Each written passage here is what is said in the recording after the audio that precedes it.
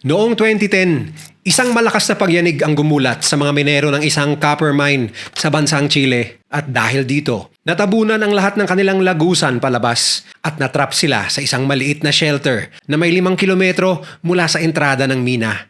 Agad sinimula ng isang rescue operation na sinalihan ng mga eksperto sa buong Chile. Ngunit matapos ang ilang linggo, wala silang nakitang senyales kung buhay pa ang 33 minero na nabaon sa gumuhong bato at lupa. Kaya nawala na ng pag-asa ang mga kaanak ng mga minero na makikita pa silang buhay. Dahil dito, nagsama-sama ang maraming bansa kagaya ng US, Australia at Canada. Pati ang NASA ay nakisali na rin sa isa sa pinakamalaking rescue operation ng gumuhong minahan sa kasaysayan. Nagtagumpay kaya silang may angat ng buhay ang mga natrap na minero o tuluyan na silang nilamon ng lupa patungo sa kanilang mapait na kamatayan. Mr. Goodbye! Lingid sa kaalaman ng marami, ang bansang Chile ang isa sa pinakamayayamang bansa sa buong mundo kung lakas ng ekonomiya ang pag-uusapan. Dahil sila ang pinakamalaking producer ng copper sa buong mundo.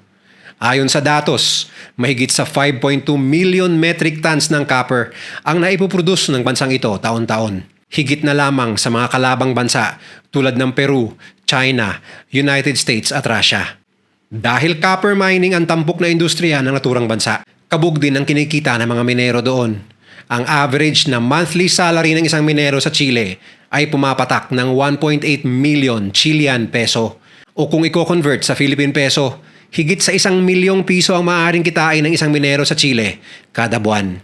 Kung iisipin, tila magandang oportunidad ang trabahong ito para mabilis ang pag-angat ng estado ng pamumuhay ng isang pamilya. Ngunit kung gaano kabilis ang pagdating ng pera, siya namang bilis rin ng pagdating ng trahedya. Sa katunayan, 34 na katao taon-taon ang namamatay sa Chile buhat ng mga mining accident sa bansa. Bagamat hindi na bago para sa mga mining companies ang mga pagkamatay ng kanilang mga trabahante, tila hindi naaalarma ang karamihan ng mga copper mining companies sa naturang bansa. Isang patunay na lamang ang San Esteban Mining Company kung saan 42 times na silang nakasuhan mula 2004 hanggang 2010 dahil sa paglabag umano sa safety regulations sa pagmimina. Ngunit patuloy pa rin ang pag-ooperate nito. At noong August 5, 2010, ang San Esteban ay nasangkot sa isang malagim na aksidente na gumambala hindi lang sa bansang Chile, kundi pati na rin sa ibang panig ng mundo. Dahil sa hindi na naman nila pagpansin sa mga safety regulations upang makatipid ng budget sa pagmimina sa San Jose Mine sa Chile, 33 na mga manggagawa ang literal na maililibing ng buhay sa ilalim ng lupa. Pagpatak ng 2:00 ng hapon noong August 5, ang inakala nilang normal na tanghali sa loob ng hukay ay magiging mitsa pala ng kalbaryo at pasakit sa mga kawawang minero. Habang nagmimina ang mga kalalakihan sa may lalim na halos 2 kilometro gamit ang kanilang mga heavy drilling equipment, isang hindi inaasahang underground collapse ang kanilang naranasan. Dahil ano pang literal na mayanig ang mundo ng mga minero sa loob. Matapos ang ilang sandali, dali-dali silang tumungo sa mga emergency escape tunnels na maaari sanang gamitin upang maisalba ang kanilang mga sarili mula sa pagkakalibing ng buhay sa minang yon. Ngunit dala ng lakas ng pagyanig, malalaking bato ang humarang sa lahat ng posible nilang daanan pataas. Baka sa mukha ng bawat minero ang takot, kaba at pagkadismaya buhat ng aksidente. Dahil sa isip-isip nila, ang trahedyang yon ay matagal na nilang inilalapit sa management ng San Esteban. Buwan bago pa man ang aksidente, ang unyon ng mga minero sa San Jose Mine na pinamumunuan ni Javier Castillo ay walang sawang inaakyat ang kanilang concern sa pabunuan ng San Esteban Mining patungkol sa unsafe working conditions ng mga mina sa San Jose. Bagamat walang humpay ang pangungulit nila sa kumpanya upang i-prioritize ang safety ng kanilang mga manggagawa, itinaas lamang ng San Esteban ang sahod ng mga ito ng halos 20% dahil sa akalang pera lamang ang kailangan ng kanilang mga minero. Dahil sa hindi pagpansin ng San Esteban sa hinaing ng unyon ng mga minero, hindi lang isang paa, kundi ang buong katawan, pati na ang kinabukasan ng 33 na mga minero ay nakalagay na sa malalim na hukay.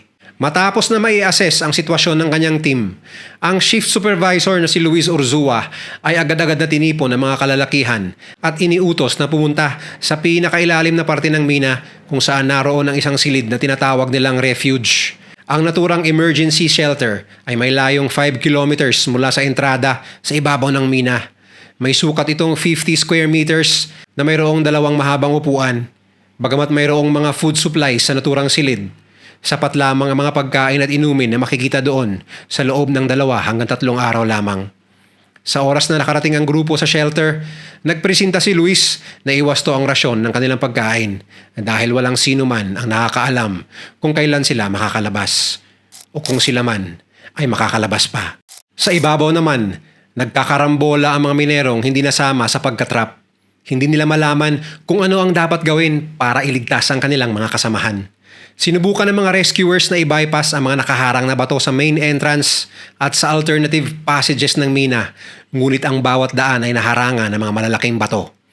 Lumipas ang 2 araw, August 7, dumating ang mga unang batch ng heavy equipment at sinubukan ng mga rescuers na makakuha ng access mula sa isang ventilation shaft ng mina. Ngunit agad na ipinatigil ang operasyon, dala ng takot. Dahil sa hindi sumunod ang San Esteban sa safety regulations ng kanilang mina, maaaring magkaroon ng ikalawang collapse ang San Jose Mine mula sa anggulo ng kanilang pagbubutas. Simula 3 araw, ilang mga boreholes o makikipot na butas ang ginagawa ng mga rescuers upang makapag-establish man lang ng komunikasyon sa mga minero na natrap sa ilalim ng San Jose Mine. Matapos ang ilang araw, August 19, narating ng isang probe ang pinaniniwalaang area kung saan natrap ang mga minero. Gamit ang mga listening devices na naka-attach sa kanilang mga kagamitan, inobserbahang mabuti ng mga rescuers ang area, ngunit bigo silang malocate ang mga minero. At sa puntong ito, eksaktong 2 linggo matapos ang aksidente, tila lumiliit na ang pag-asa ng mga rescuers na makikitang buhay ang kanilang mga kasamahan. Kasabay ng non-stop na attempts sa pag-rescue sa mga minero, walang humpay rin ang pagdating ng mga mahal sa buhay ng mga biktima sa San Jose Mine upang makibalita sa mga kaganapan roon. Dahil sa patuloy na paglobo ng bilang ng mga sibilyan roon na gustong makita at magbigay ng suporta sa mga otoridad sa isinasagawang rescue operation, unti-unti ring nagkakaroon ng tila isang maliit na pamayanan sa paligid ng San Jose Mine na nasa gitna naman ng disyerto ng Atacama sa Chile. Dahil porsigido ang mga pamilya at kaibigan ng mga minerong natrap na hindi sila aalis hanggat hindi nare-rescue ang bawat taong nasa ilalim ng mina, nag-step in ang presidente ng Chile na si Sebastian Pinera na lagyan ng infrastruktura ang naturang area na pinangalan ng Campamento Esperanza o Camp Hope. Sa loob ng Camp Hope, bukod sa mga tents, makikita ring mayroong mga makeshift na kusina ang mga taong pansamantalang naghihintay ng magandang balita doon. Mayroon silang common na kantin, mga banyo at mayroon ding security personnel na rumoronda sa loob ng kampo. Ilang mga bulletin boards din ang itinayo sa loob ng Camp Hope at nagtatag din ang gobyerno ng shuttle bus stops upang gawing service ng mga mahal sa buhay ng mga minerong naghihintay na makita silang muli. Kasabay ng walang humpay na pag-aalala at pagkapal ng tao sa Camp Hope, walang humpay rin ang pagdadasal ng mga mamamayan ng Chile para sa kaligtasan ng mga minerong natrap sa ilalim ng lupa. 17 araw matapos ang unang collapse, ang kauna-unahang magandang balita ay dumating sa mga rescuers at mga taong naghihintay sa Camp Hope. August 22, matapos na makahukay ng pang-8 borehole, isang pattern ng katok ang naririnig ng mga rescuers mula sa drill ng kanilang equipment. Nang ma-recognize nila na hindi natural ang pattern na yon, agad-agad nilang winidraw ang drill at sa dulo ng drill, makikita ang isang nakadikit na sulat na nagsasabing, "All 33 of us are fine in the shelter." Nagtatatalon sa tuwa ang mga rescuers at mga tao sa Camp Hope dahil sa balitang ito.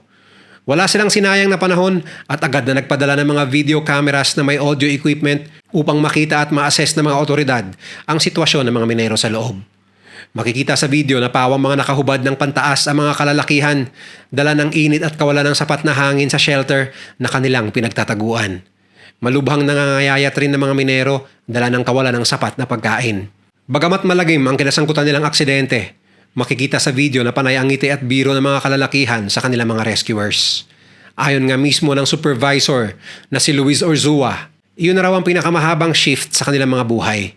Pero kahit na positibo ang naging pagtanggap ng mga minero sa kapalaran nila sa kanilang trabaho, hindi pa rin maitatanggi ang panganib na dala ng kanilang pagkatrap sa ilalim ng lupa sa mahabang panahon.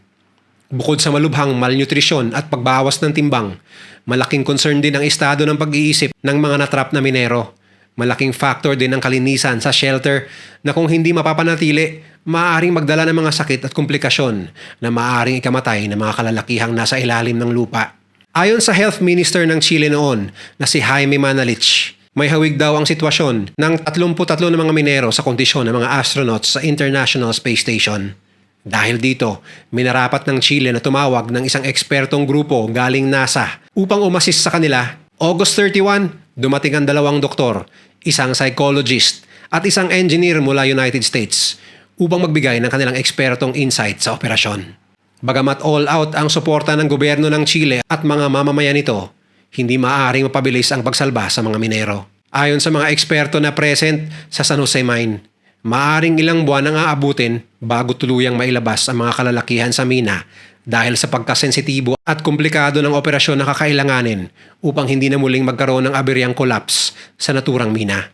Kaya habang abala ang gobyerno ng Chile at mga eksperto galing NASA na magplano ng diskarte para sa gagawing pagsalba, minarapat muna ng mga otoridad na bigyan ng mga supply na pagkain, inumin, damit at ibang mga mahalagang gamit ng mga minero sa ilalim sa pamamagitan ng borehole habang hinihintay ang araw ng kanilang pag-angat muli sa lupa.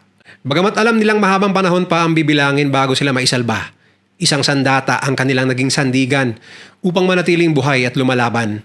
At yon ay ang pananampalataya. Kasabay ng kanilang request na makipag-usap sa kanilang mga mahal sa buhay sa pamamagitan ng sulat, nag-request rin ng mga minero ng mga Biblia, rosaryo, krus, at mga estatwa ni Virgin Mary bilang patunay ng kanilang pagiging deboto. Ang pinakamatanda sa grupo ng mga natrap na si Mario Gomez ay nag-organisa ng isang maliit na chapel sa isang sulok ng shelter upang maging pribadong espasyo ng mga minero para manalangin.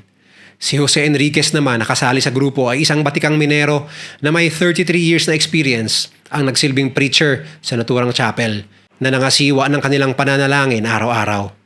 Kasabay rin ang pagpapakita ng kanilang pagkapit sa may kapal ay ang panalangin rin ng mga tao sa Camp Hope kung saan makikita ang maraming religious items at mga litrato ng 33 minero na natrap sa ilalim ng mina na nakapalibot sa estatwa ni Virgin Mary.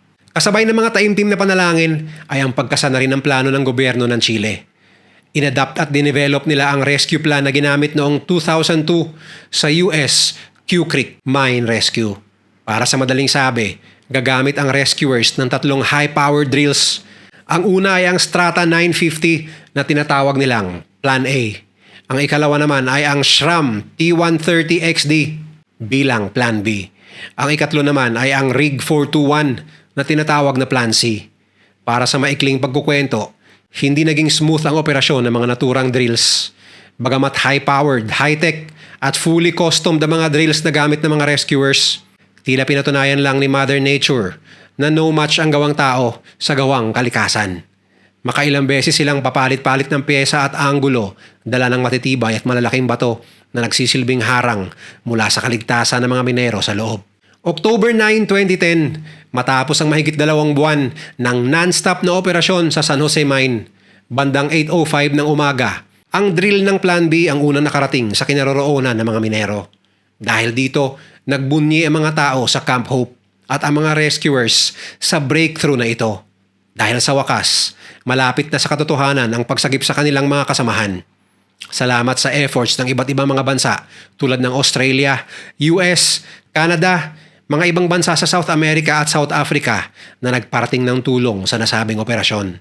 Walang sinayang na panahon, agad-agad na inilabas ng NASA ang dinisign nilang steel rescue capsules na gagamitin upang iahon ng mga minero. At yun ay tinawag na Phoenix.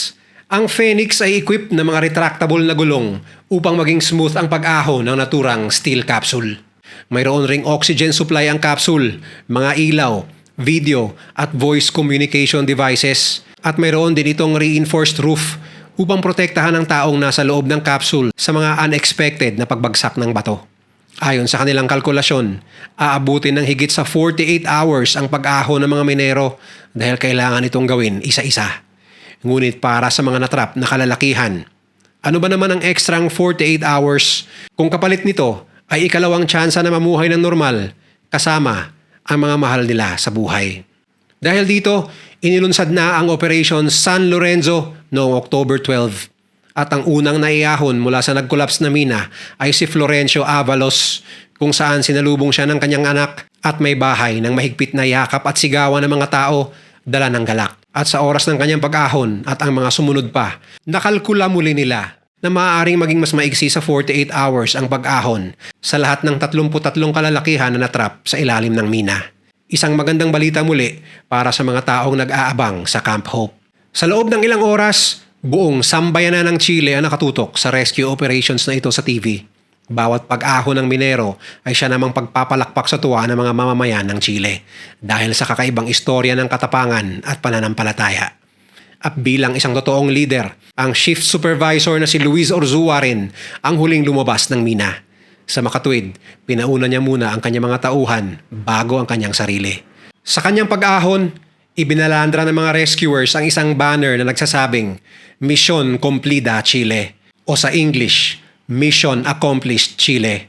Matapos na makalabas si Luis sa butas, agad-agad na sinelyado ang naturang butas gamit ang takip na bakal at sabay-sabay nagbunyi ang mga rescuers, ang buong Camp Hope at mga minero dahil sa matagumpay na operasyong ito. Sa kabuuan, umabot ng 69 na araw ang mga minero sa ilalim ng lupa. Patunay lamang ang kwentong ito na kapag nagkaisa ang lahat para sa iisang layunin at sinamahan pa ng matinding pananampalataya, walang ambisyon o misyon o maski na operasyon ang maaaring maging imposible. Kung nag-enjoy ka sa video na ito, i-share mo naman sa iba at mag-subscribe ka na rin. Huwag kalimutang panoorin yung mga videos na nasa kanan para lalo pang maubos ang oras mo